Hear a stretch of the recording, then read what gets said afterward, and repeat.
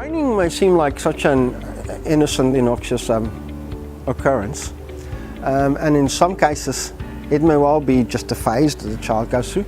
However, prolonged grinding has a profound effect on the teeth and the jaw structures and the joints. Mostly we were told in university and that it's purely down to stress. And I would agree with that to some extent, but mostly only that it adds to the real problem. In other words, it kicks it into gear, more or less.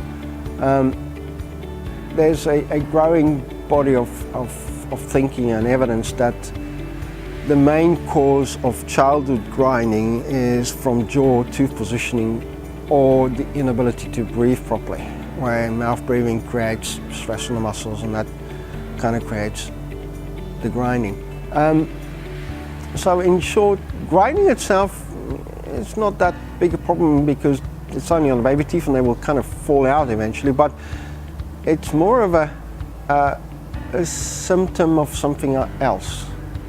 And the jaw positioning and the breathing is very important to us. So it may be a good idea to see a airway-centric dentist to have a look at it.